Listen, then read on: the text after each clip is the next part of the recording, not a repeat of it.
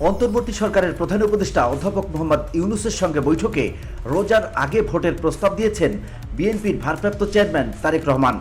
বৈঠক শেষে বিএনপির পক্ষ থেকে লন্ডনে বিএনপির স্থায়ী কমিটির সদস্য আমির খসরু মাহমুদ চৌধুরী এক ব্রিফিংয়ে এ তথ্য জানান। জনাব তারেক রহমান লন্ডনে সফররত প্রধান উপদেষ্টা প্রফেসর ডক্টর মোহাম্মদ ইউনূসের সাথে সাক্ষাৎ করেন। অত্যন্ত সৌহার্দ্যমূলক পরিবেশে তাদের বৈঠক অনুষ্ঠিত হয়। জনাব তারেক রহমান প্রধান উপদেষ্টার কাছে আগামী বছরের রমজানের আগে নির্বাচন আয়োজনের প্রস্তাব করেন। দলের চেয়ারপারসন বেগম খালেদা জিয়াও মনে করেন ওই সময় নির্বাচন অনুষ্ঠিত হলে ভালো হয়। প্রধান উপদেষ্টা বলেন যে তিনি আগামী বছর এপ্রিলের প্রথমার্ধের মধ্যে নির্বাচন অনুষ্ঠানের ঘোষণা দিয়েছেন। সকল প্রস্তুতি সম্পন্ন করা গেলে 2026 সালের রমজান শুরু হওয়ার আগের সপ্তাহেও নির্বাচন আয়োজন করা যেতে পারে। সেক্ষেত্রে সেই সময়ের মধ্যে সংস্কার ও বিচারের বিষয়ে পর্যাপ্ত অগ্রগতি অর্জন করা প্রয়োজন হবে। জনাব তারেক রহমান প্রধান উপদেষ্টার এই অবস্থানকে স্বাগত জানান এবং দলের পক্ষ থেকে তাকে ধন্যবাদ জ্ঞাপন করেন। প্রধান উপদেষ্টাও জনাব তারেক রহমানকে ফলপ্রসূ আলোচনার জন্য ধন্যবাদ জানান।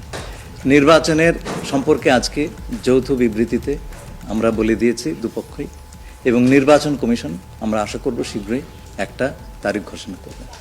সব বিষয়ে আলোচনা তো হবে, স্বাভাবিক। আমরা তো নতুন বাংলাদেশ গড়ার প্রত্যয় নিয়ে সামনের দিকে এগোচ্ছি। সবাই আমরা চাই দেশ গড়ার যে প্রত্যয় আমরা নিয়েছি, আমরা ঐক্যবদ্ধভাবে সেই কাজটা করব। শুধু নির্বাচনের আগে নয়, নির্বাচনের পরেও বাংলাদেশ গড়ার যে প্রত্যয় নিয়ে আমরা সবাই ঐক্যমত হয়েছি, সেটা আমরা সামনের দিকে এগিয়ে নিয়ে যাব।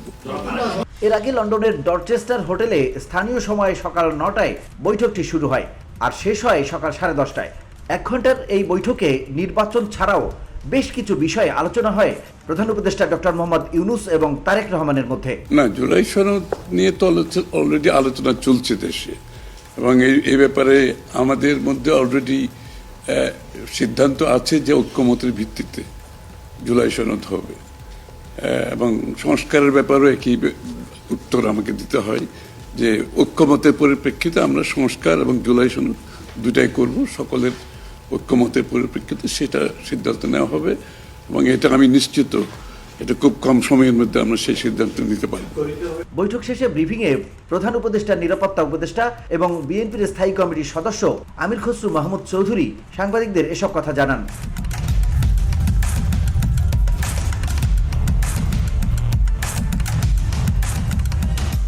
এর আগে তারেক রহমান হোটেলের সামনে পৌঁছালে তাকে জাতীয় নিরাপত্তা উপদেষ্টা খলিলুর রহমান ও প্রধান উপদেষ্টার প্রেস সচিব শফিকুল আলম স্বাগত জানান।